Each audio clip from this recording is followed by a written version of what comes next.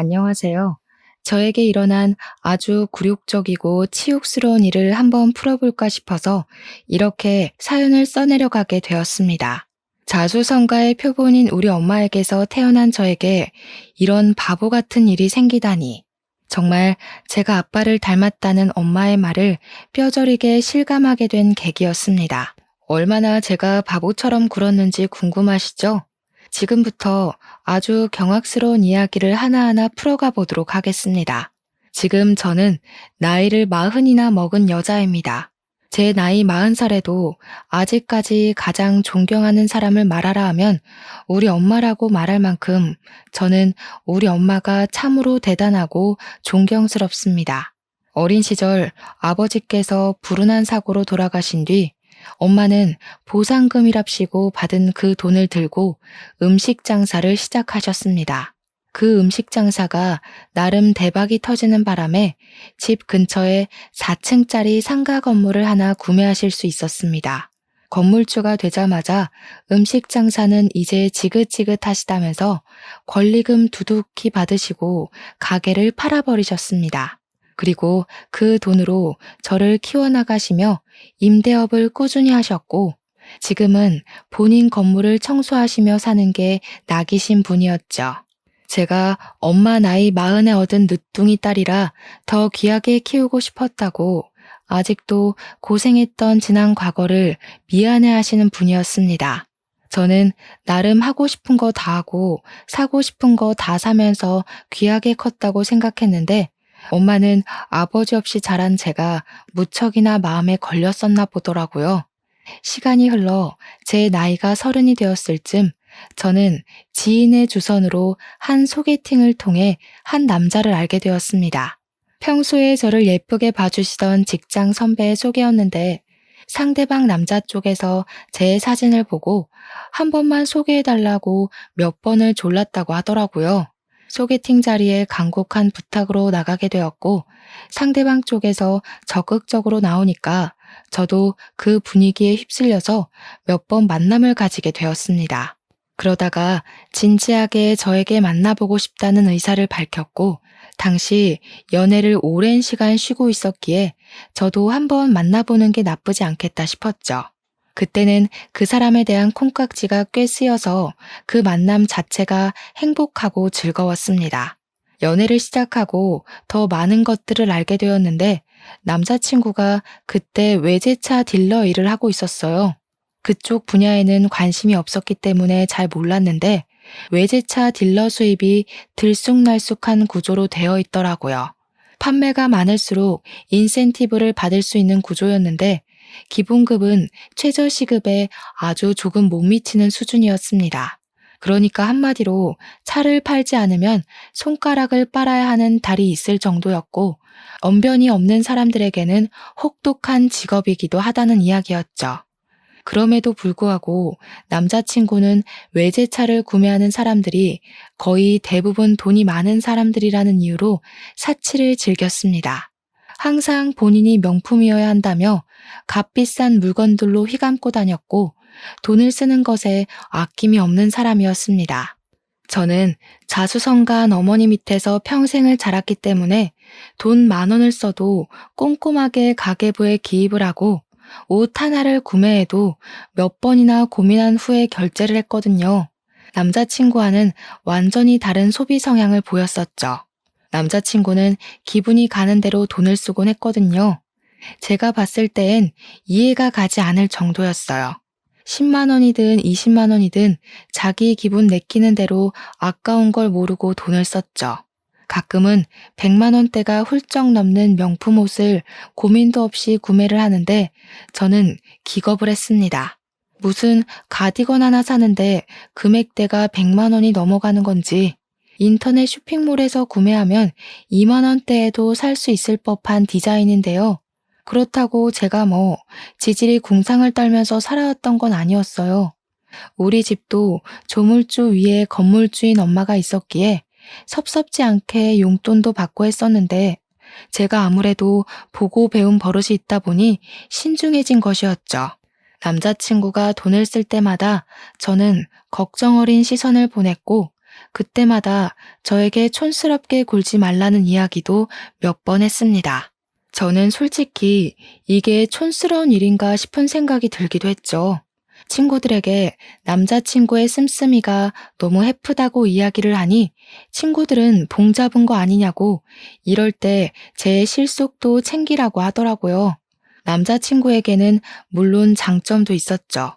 사람이 리더십이 있는 편이라 그런지 분위기 자체를 주도하는 사람이었습니다. 많은 사람들 앞에서도 주눅들지 않고 자신의 매력을 확실하게 보여줄 수 있는 사람이라 그런지 눈을 사로잡게 만드는 매력이 있었어요. 저희가 연애를 시작하고 한 3개월쯤 되었을까? 둘이서 분위기 좋은 바에 가서 술을 한잔하고 집에 가려고 하는데 이상하게 아쉽더라고요. 연애에 한창 불이 붙었던 시기이기도 하고 사실 누구나 초반 3개월까지는 1분 1초라도 더 함께 있고 싶곤 하잖아요. 이 사람이랑 떨어지기 싫다, 붙어 있고 싶다 그런 생각이 들었을 때였고 무엇보다 둘 다 성인이잖아요. 한두 살 먹은 어린애도 아닌데 남 눈치를 보면서 서로 밀고 당기게 할 시기도 아니었고요. 이대로 집에 가면 안 되겠다 싶은 생각에 남자친구한테 한 잔 더 할래? 하고 물어봤어요. 늦은 시간이기도 했고 버스, 지하철 막차 시간이 다가오고 있었기에 많은 뜻을 지니고 있었죠. 근데 남자친구가 그러더라고요. 오늘 술을 마시고 들어간다고 집에 이야기를 했더니 어머님께서 너무 취하지 말고 집으로 돌아오라 했대요. 어머님이 직접 집까지 잘 오라고 이야기를 했기에 외박은 힘들 것 같다고 하더라고요.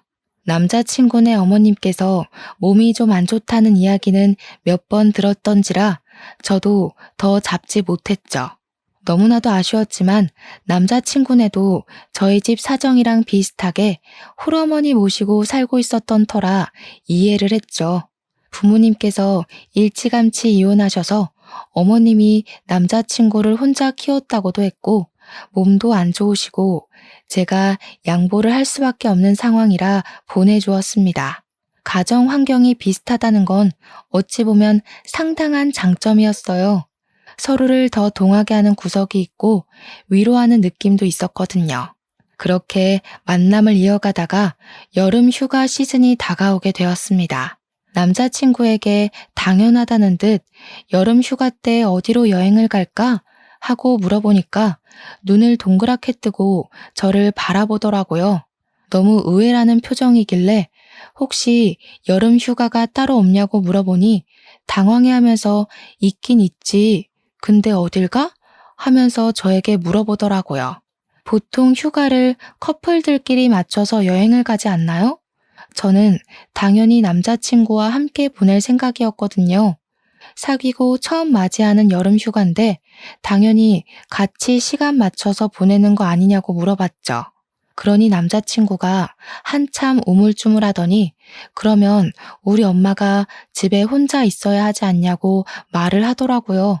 평소에 옷 살 때나 돈 쓸 때나 엄마를 한 번도 챙겨본 적 없는 사람이 여행을 가자고 하니까 갑자기 엄마 타령해대는데 어이가 없더라고요. 그래서 저도 딱 잘라 우리도 다 큰 성인이고 그 며칠 엄마랑 떨어져 있어도 아무 문제 없지 않냐고 했어요. 그러니 남자친구가 하는 말이 우리 엄마는 내 걱정에 밤잠도 못 이룰 사람이라고 하더라고요. 아들이 여행 가서 무슨 일이라도 생기지 않을까 하루 종일 걱정하고 기다릴 텐데 어떻게 엄마를 두고 여행을 가냐고요. 그래서 저도 지지 않고 우리 엄마도 하루 종일 혼자 있는데? 우리 엄마도 나 기다리긴 한다고. 근데 여행 가는 것까진 터치하지 않는다고 했어요. 남자친구가 저한테 너랑 상황이 같냐면서 우리 엄마는 몸도 좀 안 좋으시잖아 하더라고요. 그것뿐만이 아니었습니다. 술 먹다가도 휴대폰 한번 쓱 보고는 엄마가 집에 오라고 했다면서 가고 주말에도 엄마가 오늘은 나가지 말라고 해서 집에 있으려고 하면서 약속 파토 내고요. 제가 하다하다 남자친구랑 연애를 하는 건지 남자친구 엄마랑 연애를 하는 건지 헷갈리더라고요. 그래서 말했죠. 너 마마 보이냐고. 왜 이렇게 말끝마다 엄마 엄마 거리냐고. 진짜 우리 여름 휴가 때 여행 안 갈 거냐고요. 그러니 남자친구가 저한테 마마보이라고 했냐면서 화를 쓱 내더라고요. 자기 엄마가 아파서 걱정이 되어서 못 가겠다고 한 건데 어떻게 말을 그렇게 할 수 있냐고요. 여름 휴가 가고 싶으면 가자고. 근데 자기 엄마도 같이 가자고 하는 게 아니겠습니까? 어이가 없어서 너처럼 말끝마다 엄마 엄마 하는 게 바로 마마보이라고 했어요. 그러니까 자기는 그냥 효자일 뿐이라면서 저한테 강요하는 거 하나도 없지 않냐고, 내가 내 스스로 챙기겠다는데 왜 하면서 말을 하는데 꽤나 논리적이더라고요. 남자친구가 알아서 다 스스로 챙기고 했지. 언제 저한테 자기 엄마한테 전화 한 통 해라, 좀 찾아뵙고 살갑게 굴어라, 집안일 좀 도와달라 한 적 있냐고요. 그때는 제가 콩깍지에 완전히 쓰였을 때라 남자친구가 하는 말이 다 맞는 것 같다는 생각을 하면서 넘어갔죠. 제가 수긍하는 것처럼 보이니까 남자친구가 저한테 그런 말을 하더라고요. 우리가 연애를 한 시간이 벌써 1년이 다 되어 가는데 이참에 살림을 차리는 건 어떻겠냐고요. 결혼해도 절대로 저한테 대리효도하라는 말 안 할 테니까 걱정하지 말라고. 자기가 가끔 엄마 집 가서 밥 먹고 전화하고 챙기고 하겠다고요. 엄마랑 합가하자는 소리도 절대 하지 않을 테니까 자기랑 슬슬 결혼하자고 하더라고요. 어차피 맞벌이 생활할 거니까 우리 둘 버는 돈이면 절대로 입에 풀칠은 안 할 거라고 장담을 했어요. 제 나이가 31살이긴 했지만 친구들 중에는 이미 시집을 간 친구들도 있었고 우리 엄마도 노후부장 다 되어 있으니 이제 저만 시집 보내면 소원이 없겠다고 하셨거든요. 좋은 사람 만나서 결혼만 했으면 좋겠다. 노래처럼 매일 타령을 하셔서 저도 모르게 결혼을 할까 하는 생각을 했습니다. 솔직히 31살에 언제 또 새로운 사람 찾아서 만나고 연애하고 결혼하고 하겠습니까? 시간이 허락하지 않을 거란 생각이 들었죠. 남자친구에게 홀라당 넘어가 버린 저는 번갯불에 콩 구워 먹듯 그렇게 결혼을 약속해버리고 말았습니다. 그때까지만 해도 앞날은 창창하고 행복할 거라 굳게 믿고 있었어요. 저에게 소개팅을 주선했던 선임에게 먼저 결혼 소식을 전했는데 저를 보면서 되게 의외라는 식으로 말씀을 하시더라고요. 예전부터 그 집 엄마가 극성이기도 했고 몸이 좋지 않다는 소식도 꽤 오래전에 들었는데 진짜 결혼할 거냐고요. 저는 그런 반응에 좀 어이가 없어서 소개를 시켜주실 땐 언제고 이제 와서 그런 찝찝한 소리를 하시느냐 다시 물었어요. 그러니까 선임이 하는 말이 상대방 쪽에서 귀찮게 졸라대서 소개를 시켜준 거라고 하시더라고요.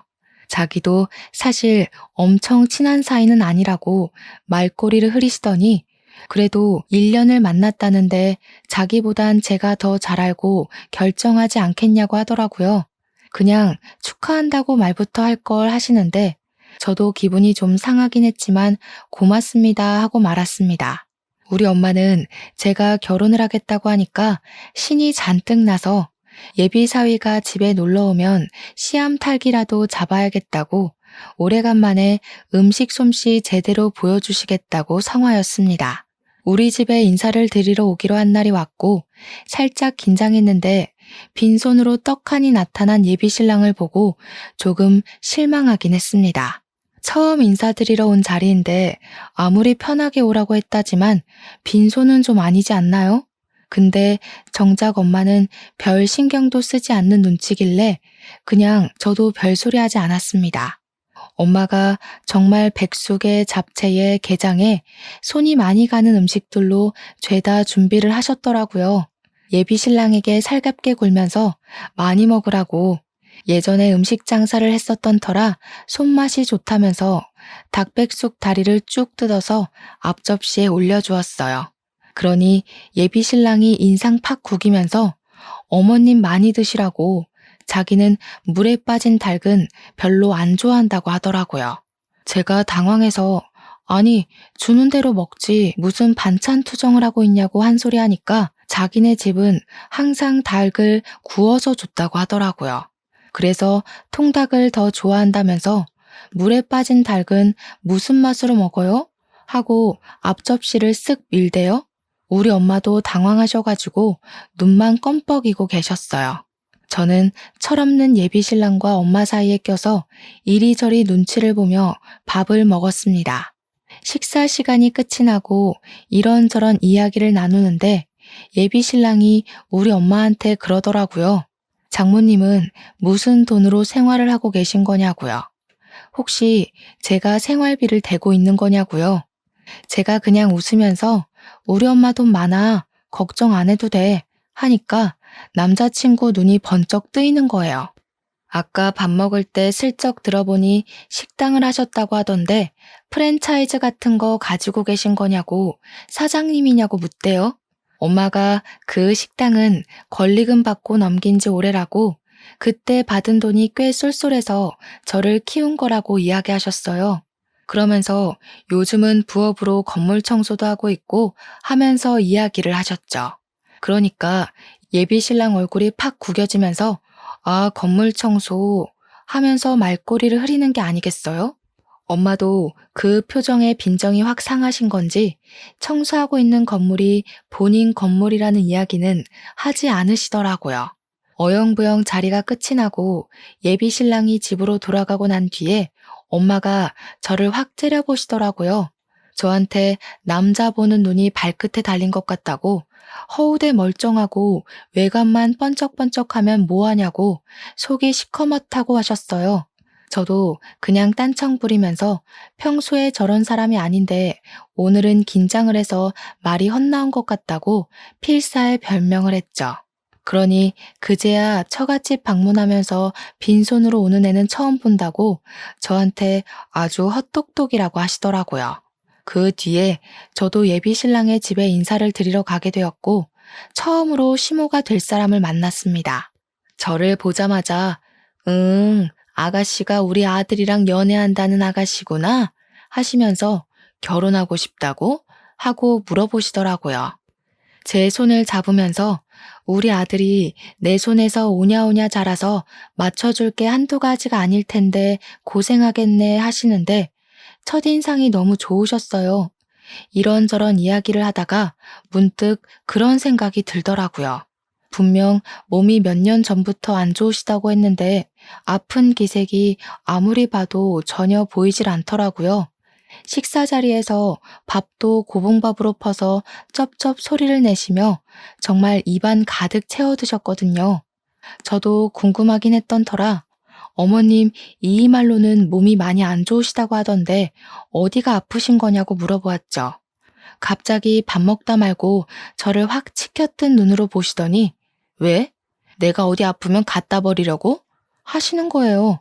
지금이 무슨 고려장 시대도 아니고 제가 갖다 버리긴 어디다 갖다 버리겠습니까? 저도 너무 놀라서 아니라고 도와야 할 일이 있을까 싶어서 미리 여쭈어 보는 거라고 했죠. 그러니까 저한테 내가 애 아빠랑 옛날에 이혼했다는 이야기는 들었지? 하면서 물어보셨습니다. 이혼하셨다는 사실만 알고 있다고 하니까 갑자기 눈물을 슬쩍 훔치시더라고요. 자기가 예비신랑 키우느라 안 해본 일이 없다고. 그러니 이 나이 먹고 관절 하나하나가 쑤시고 아프다고 매일같이 정형외과에 가서 물리치료를 받고 한의원에 가서 침을 맞고 하신다는 거예요. 근데 저희 엄마는 나이 40에 저를 낳으셨잖아요. 시모는 남편을 일찍 낳으셨더라고요. 그러니까 우리 엄마랑 시모의 나이 차이가 10살이나 납니다. 식당 일에 건물 청소를 하고 있는 우리 엄마도 관절이 아프다고 해도 그렇게 매일매일 병원을 다니시진 않거든요. 시모는 뭐 공사장에서 구르기라도 한 건지 아프다는 게 관절염이었던 거죠. 관절염이 뭐 가벼운 병이라는 건 아니지만 그것 때문에 예비신랑이 저랑 여행도 못 간다고 한 거라 생각하니 이게 은근히 배신감과 서운함이 어우러져서 기분이 좋진 않더라고요. 결혼 준비를 본격적으로 시작한 뒤에는 정말 가관이었습니다. 제가 드레스를 고르는데 시모가 쫓아와서는 그 드레스 너무 파인 것 아니냐고 저 드레스는 촌스럽다. 그건 뱃살 보인다 하면서 하나하나 참견을 하시더라고요. 아니, 관절염 때문에 아파서 움직이는 것도 힘들다고 하셨던 분이 무슨 힘이 그리 넘치는지 모르겠더라고요. 드레스숍을 세 군데 도는 내내 같이 걸어 다니고 참견하고 잔소리하고 정말 제 귀에서 피가 나오는 줄 알았습니다. 제가 나중에는 지쳐서 대답도 성의 없이 네만 반복하고 있는데 예비 신랑은 그 꼴을 보면서 시모를 보고는 아주 흐뭇하게 웃더군요. 우리 엄마 오늘 기운이 넘치네. 다리 안 아파? 너무 보기 좋다. 이러면서요. 순간 이 결혼 정말 해도 되는 거 맞나 고민을 하고 있었는데 이제 와서 물으기에는 계약금 걸어둔 것도 많았고 돈이 원수였죠. 거기다가 이 사람이 아니면 내가 누구랑 결혼을 할 수 있겠나 하는 생각도 들었고요. 저 참 바보 같았죠. 근데 누구라도 저와 같은 상황 속에 떠넘겨진다면 같은 고민을 하셨을 거라 생각합니다. 주위에서는 원래 결혼 전은 우울한 거라며 누구나 겪는 현상이라고 치부하더라고요. 저도 자꾸 주위에서 별일 아니다, 다 괜찮아진다고 이야기들 하니까 그냥 그런가 보다 하고 넘어가게 되었죠. 혼자 한복을 맞추러 가게 되었을 때 작은 소란이 일어나기도 했습니다. 원래 신부 쪽 한복은 분홍색 계열로 신랑 쪽 한복은 푸른색 계열로 맞추잖아요. 시모는 자기가 파란색 말고 굳이 분홍색을 하고 싶다고 난리를 피우셨어요. 자기 얼굴에 파란색이 잘 안 받는다고 하시면서요. 오죽하면 한복집 직원이 보통 그렇게는 잘 안 한다고 하면서 신랑 쪽은 푸른색을 입으셔야죠 하면서 말렸거든요. 그러니 시모가 삿대질을 직원한테 하면서 내 돈 주고 내가 입고 싶은 거 고르겠다는데 왜 참견하냐고 소리를 지르더라고요. 첫 만남에 인상 좋고 선하게 굴었던 모습과는 전혀 다른 모습이었어요. 나중에는 무슨 중전마마가 입을 법한 한복 같은 걸 가져와서는 이걸 입어보고 싶다고 떡하니 내밀더라고요. 한복집에서 이거는 신부님들이 입는 한복이라며 혼주 한복 아니라고 말리더라고요. 보다 못한 예비 신랑이 시모한테 그러지 마시고 그냥 구색 맞춰서 입자고 하니까 그제야 시키는 대로 입으시더라고요. 물론 계속 파란색이랑 나랑 잘 안 받는데 나 이거 입으면 얼굴색이 확 죽어버리는데 하면서 구시렁거렸고요. 저랑 엄마는 그 꼴을 지켜보면서 와 진짜 기가 빨린다 하고 있었는데 엄마가 슬쩍 옆구리를 찌르시더라고요. 너 이 결혼 진짜 할 거야? 하면서요. 솔직히 그 소리도 너무 듣기 싫고 나중에는 귀를 닫고 무시해버렸죠. 아직도 엄마한텐 그 일이 큰 죄를 지은 기분이라 참 죄송합니다. 아무튼 혼인신고도 신혼부부 대출 때문에 미리 하고 결혼식도 잘 마치고 대출이 반 이상인 신혼집에 들어가게 되었습니다. 가전이나 가구들도 싹 들어오니까 집이 정말 사람 사는 집 같고 좋더라고요. 이제 행복한 신혼생활만 남은 건가 하며 하루하루를 즐겁게 보냈습니다. 같이 장을 보고 음식을 만들고 청소도 분담해서 하고요. 그렇게 한 3개월쯤 지났을까 어느 날 시모에게서 뜬금없이 저에게 전화가 왔습니다. 저랑 남편이 맞벌이 부부다 보니까 사실 밥은 저녁 한 끼만 집에서 같이 먹었거든요. 아침은 원래 둘 다 안 먹는 편이고 아침을 먹으면 속이 부대끼는 느낌을 받아서 합의하에 저녁 시간만 같이 준비해서 먹기로 했죠. 그런데 시모가 저한테 우리 아들 아침밥을 안 차려준다며 하시는 거예요. 그래서 저도 지지 않고 말했죠. 애초에 서로 합의하고 먹지 않기로 약속을 했다. 그이도 아침 먹으면 하루 종일 배가 아파서 일하는데 지장이 있다고 하더라 하면서요. 그러니까 저한테 생각이 없다면서 배가 아프지 않게 죽 같은 걸 써서 준다거나 부드러운 음식으로 차려줘야 하는 거 아니네요. 아니, 저랑 남편이랑 서로 합의하에 정한 이야기를 왜 이제 와서 들쑤시는지 이해가 가지 않았습니다. 저도 딱 잘라서 말을 했죠. 남편이랑 이미 결혼 전부터 다 합의를 본 상황이고 아침 안 먹는 생활을 지금 3개월째 하고 있다고요. 그동안 아무런 문제도 없었고 앞으로도 그럴 거니까 이 부분은 신경 쓰지 마셔라. 그이랑 저랑 둘 다 알아서 잘하고 있다고 했습니다. 그러니 시모가 할 말이 없는지 끙끙거리는 소리만 내더라고요. 아마 잔소리하고 싶었는데 제가 너무 강력하게 말하니까 할 말이 없어서 화를 사기는 것 같은 소리였어요. 전화를 끊으려고 하는데 대뜸 그러시더라고요.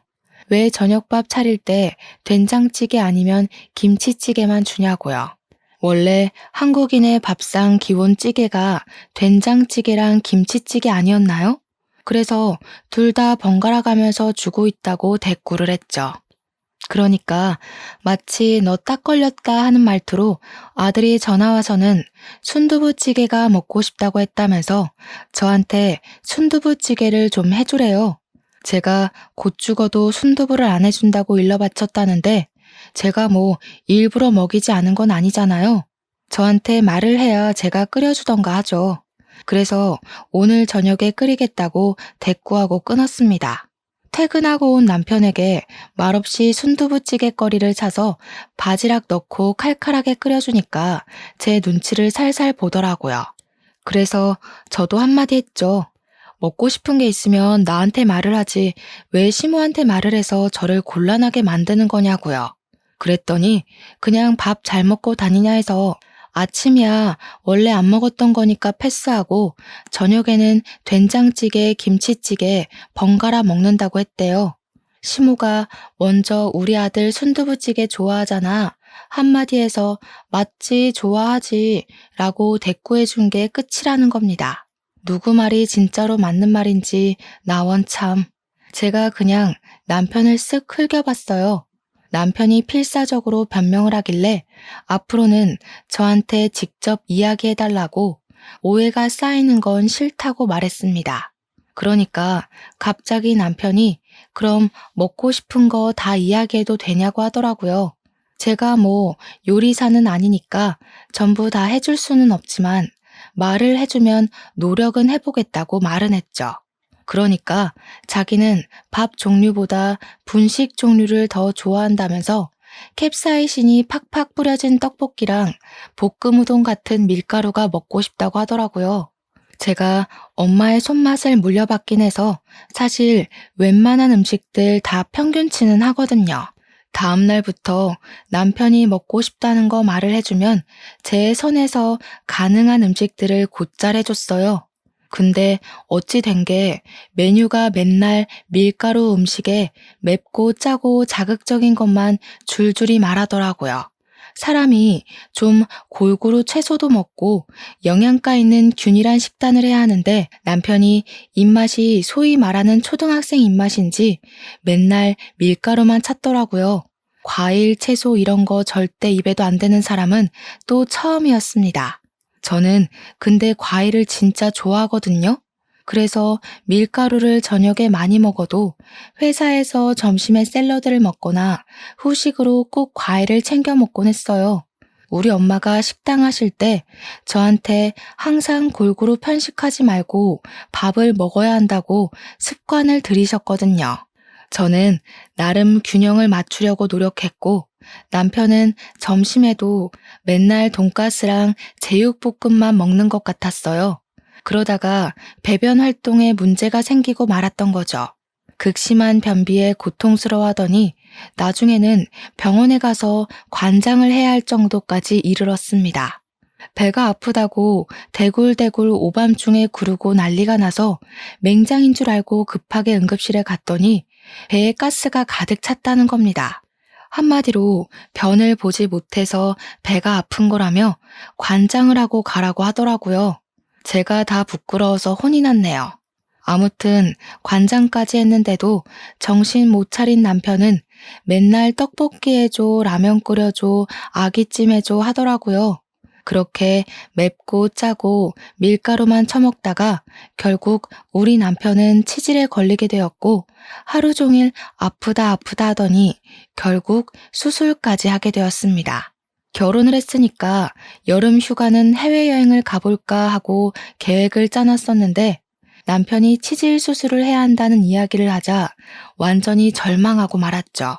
그러길래 식습관을 좀 고쳤으면 얼마나 좋았겠냐고 잔소리를 했더니 남편은 자기 아픈 거 몰라준다고 삐지더라고요.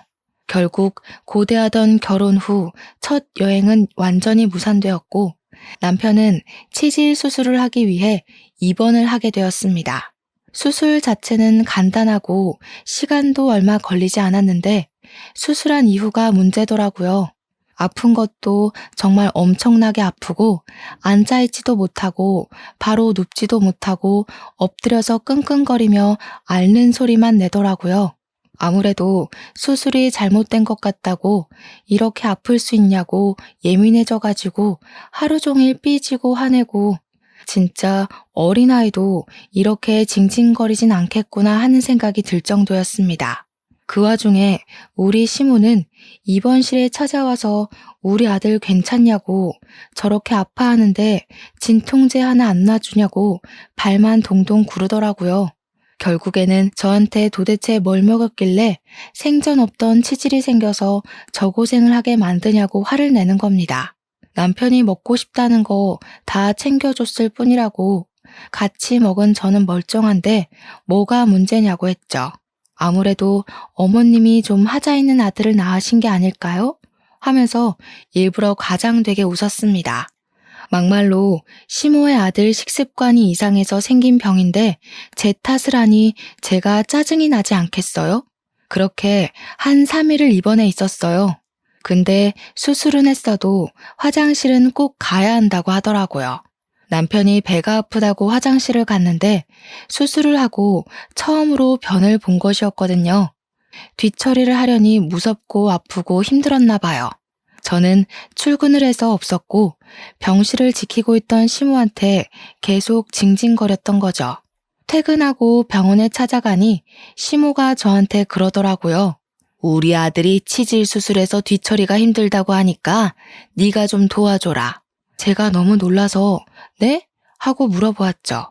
배를 수술한 것도 아니고 팔을 수술한 것도 아닌데 용변 처리를 저보고 하라고 하니까 제가 황당하죠. 싫다고 고개를 절레절레 저었더니 지금 네 남편 더럽다고 피하는 거냐고 버럭하시대요. 네, 더럽죠. 남의 변이 더럽지 그럼 깨끗해요? 그렇게 좋으시면 어머님이 직접 하세요.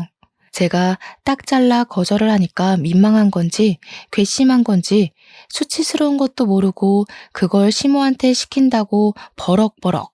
아니, 자기가 낳은 아들인데 저보다 시모가 하는 게 맞지 않겠냐고 했더니 노려보시대요?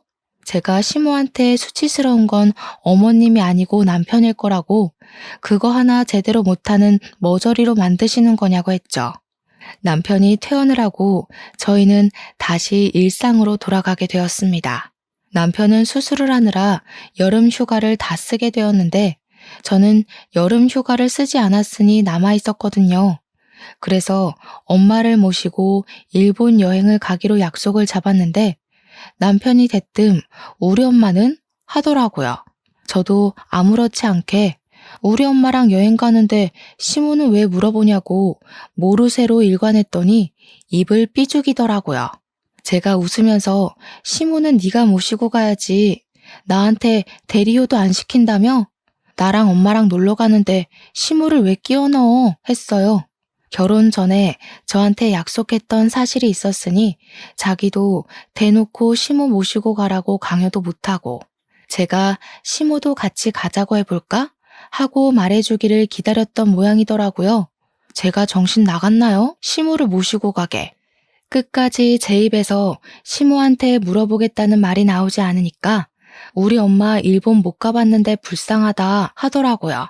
그래서 시모 일본 안 가보셨으면 당신이 겨울에 어머님 모시고 일본 가면 되겠네 했죠. 그러니까 눈 동그랗게 뜨고 그럼 너는? 하길래 나는 우리 엄마 모시고 동남아 갔다 오면 되지 했어요. 저한테 어쩜 말 한마디를 지지 않고 계산적으로 구냐고 따지더라고요. 제가 이렇게 계산적으로 굴게 된 것에 파랄이 누구 탓인데 그런 소리를 하는지.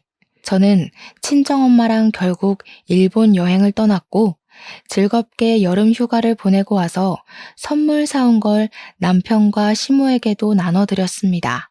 근데 시모가 저를 보자마자 일본 여행 재미있었냐고 네 남편이랑 나 두고 가니까 즐겁지? 하면서 비꼬더라고요. 그래서 제가 웃으면서 이이가 겨울에 어머님만 모시고 일본 간다고 하더라고요. 두 분이 즐겁게 데이트하고 오셔요 했죠. 그러니 시모 표정이 밝아지면서 진짜냐고 너무 좋다고 하는데 남편만 똥 씹은 얼굴로 저를 보더라고요. 자기가 챙겨서 가기는 싫었는지 그런 소리를 왜 벌써부터 하냐고 핀잔을 주는데 고소했습니다. 생각해보면 시모만 모시고 어디 갈 생각이 있었다면 결혼 전에도 여행 다니고 했겠죠. 그러더니 시모가 갑자기 저한테 왜 말도 없이 일본에 갔냐고 하더라고요. 그래서 제가 어머님께 보고하고 가야 해요? 했죠. 아니, 우리 아들이 종이에 손 베었다고 야단법석을 떨길래 너한테 약 발라달라고 하라니까 네가 일본 가고 없다는 거야. 내가 얼마나 속상하던지. 그거 덧나면 생살 알아서 엄청 아픈 거 알잖니? 저는 제가 뭔가 잘못 들은 건가 싶었습니다. 종이에 손가락 한 번 안 베어본 사람이 있나요?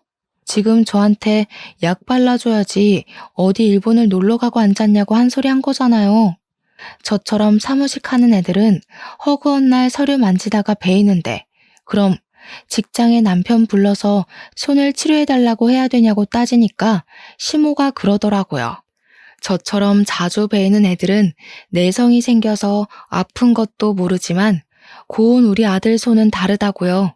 와, 순간 제가 이런 꼴을 당하려고 결혼했나 싶더라고요.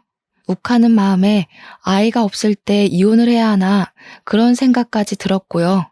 그렇게 1년이 넘는 결혼 생활을 하면서 꾸역꾸역 애틋한 모자의 사위를 방관하려 애쓰며 지냈어요.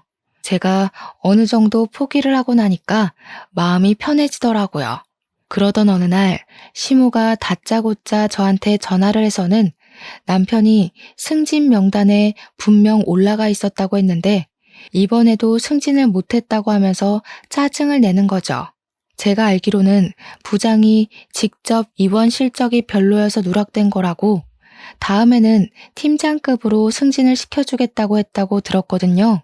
제가 아무 소리도 안 하니까 시모가 제가 기도를 부족하게 해서 그런 거라며 당장 교회를 다니라고 하는 겁니다. 일요일에 늦잠 자기도 바쁜데 무슨 교회냐고 헌금 내봐야 다 목사님 자녀들 해외 유학시켜주는 거 아니냐고 했죠. 시모가 정신 나간 소리 하지 말라고 어디 신앙심을 그렇게 비하하냐 하길래 그래서 시모 교회 목사님 자녀들 다 유학 갔어요 안 갔어요? 하니까 아무 소리 못 하시대요. 더 어이가 없는 건 결혼 2년 차가 되었을 때였습니다. 저는 이미 자잘한 사건들로 인해서 남편과 시모에게 넌덜머리가 난 상태였고 우리 엄마에게도 이혼 이야기를 꺼낸 뒤였습니다. 엄마는 처음부터 별로였다고 지금이라도 애 없을 때 빨리 이혼하라고 성화였죠. 아직 나이가 34살이니까 좋은 사람 충분히 만날 수 있다고요. 한 번만 걸려봐라 바로 이혼하자고 질러야지 하면서 하루하루를 버티고 있는 와중에 전세 계약이 끝이 나면서 이사를 나가게 되었어요. 그래서 부랴부랴 집을 알아보고 있는데 시모가 딱 그러더라고요. 너네 집 알아본다고 우리 아들 회사 월차까지 썼다며? 그런 날은 우리 아들 쉬어야 하는데 힘들어서 어쩌니? 아니, 저는 월차 안 냈나요? 저도 쉬는 날인데 저는 당연히 해야 하는 일이고 남편은 무조건 쉬어야만 하나요? 제가 너무 열이 받아서 한마디 하려고 숨을 들이켰는데 시모가 그러더라고요. 니네 2년이나 살았는데 애가 안 들어서는 거 어디 문제 있는 거 아니니? 내가 우리 아들한테 물어보니까 밤에 잘 때 힘들어 죽겠다고 하더라. 애 보양식은 먹이는 거니? 밤에 잠자리 할 때 네가 더 적극적으로 해가지고 아이를 빨리 가질 생각을 해야지. 내가 오늘 저녁에 특별히 아들 먹을 장어랑 야간문즙이랑 보낼 테니까 우리 아들 잘 좀 먹이고 너는 노력 좀 더 하고 그 말을 듣는데 순간 꼭지가 돈다는 말이 어떤 말인지 알겠더라고요.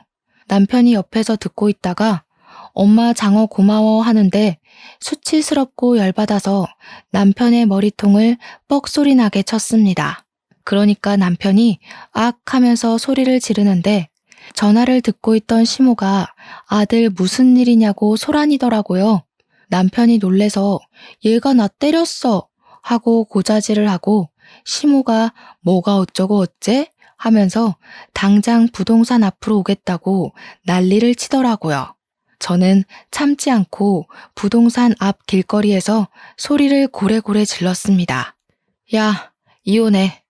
내가 진짜 마마보이도 이런 마마보이 처음 봤다. 반찬 타령하고 우리 엄마 할 때만 해도 내가 그러려니 했는데 종이에 손 베었다고 약을 발라주라질 않나? 뭐? 잠자리를 적극적으로 해? 장난해 지금? 야, 우리 엄마가 뭐 어쨌다고. 그냥 할 말 다 하고 산 거지. 내 머리는 왜 때려? 너 이거 폭력이야. 가정폭력. 내가 너 신고할 거야. 그래, 신고 한번 잘 해봐라. 나도 너네 엄마 걸고 넘어질 거야. 내 휴대폰에 전화 녹음 자동으로 되는 거 알고 있지? 이혼 소송 준비나 해. 야, 중소기업 다니면서 그 월급으로 너네 엄마 건물 청소하면서 버는 돈까지 쓸어다가 변호사비 내려고? 남편이 비웃듯이 이야기를 하더라고요. 건물 청소. 우리 엄마가 오죽 사위 새끼가 마음에 차지 않았으면 그 건물이 자기 거라는 말도 안 했을까요? 제가 깔깔 웃으면서 대꾸해줬죠. 야, 우리 엄마가 청소하는 그 건물이 우리 엄마 건물이야, 이 모지리 새끼야. 내가 엄마한테 생활비를 주는 것도 아닌데 그럼 우리 엄마가 건물 청소 그거 깔짝깔짝해서 차도 사고 골프도 치고 그러고 살겠냐? 바보 같은 게 계산기 하나 제대로 못 두들기면서. 그 건물이 장모님 거라고? 근데 왜 말 안 했어? 장모님 건물주였어? 누가 네 장모님이니? 너 이제 내 남편 자리에서 아웃이야, 아웃. 나 너랑 이혼할 거라니까? 거기서 남편이랑 실랑이를 벌이고 있는데 진짜로 시모가 저 멀리서부터 야, 이 죽이려나 하면서 달려오더라고요. 제가 손 쓸 시간도 없이 제 머리채를 잡고 흔들고 난리가 났죠. 길거리였으니까 부동산 사장님도 나오고 지나가는 사람들도 어떡하냐며 구경하고 사진 찍고 동영상 찍고. 근데 저는 일부러 피하지 않고 다 맞아줬어요. 그게 증거가 되지 않겠습니까? 주변의 신고로 경찰이 도착했고 고발하겠다고 강력 주장까지 했습니다. 다행히 영상이 필요하면 연락달라고 주변 몇 분께서 명함을 주고 가셨길래 그거 다 챙겨서 이혼 변호사까지 만났습니다. 전송받은 영상과 제 통화 녹음 파일들을 증거로 제출했고 당연히 아이가 없었으니 빠르게 이혼이 정리가 되었습니다. 이혼 도장 쾅 찍히고 나니 전 남편이 우리 엄마를 찾아와서 왜 건물주라고 말 안 했냐고 사기 결혼 아니냐고 헛소리를 해대더라고요. 우리 엄마가 당신 누구냐고 모른 척하니까 다시 저랑 합칠 거라고 자기가 잠깐 실수한 거라고 했대요. 저희 엄마한테 제 마음 좀 돌려주라고 딸 이혼녀로 살게 할 수 없지 않냐고 했다면서요. 우리 엄마가 화가 나서 이 쭉정이 같은 게 어디서 헛소리냐고 청소하던 걸레짝을 얼굴에 던졌다고 하더라고요. 제 나이 35에 깔끔하게 시모 고소하고 이혼을 딱 했습니다. 엄마의 도움으로 징징거리며 미련 떨던 전 남편을 뒤로하고 2년 동안 해외에 나가서 아르바이트도 하고 여행도 하고 놀고 먹다가 한국에 들어왔죠. 38살에 엄마의 지인분 주선으로 선을 보았고 재혼까지 했고요. 얼마 전에는 뱃속에 새 생명을 잉태하게 되었습니다. 임신 7주가 되어 첫 심장 소리를 듣고 왔는데 눈물이 줄줄 나더라고요. 전 남편에 대한 나쁜 기억들은 모조리 땅속에 묻고 새 남편과 새 가정을 이뤄 행복하게 잘 살아보려고 합니다. 8개월 뒤에 만날 우리 아이까지 함께 아름다운 세상을 느끼며 살겠습니다. 제 이야기를 들어주셔서 감사합니다.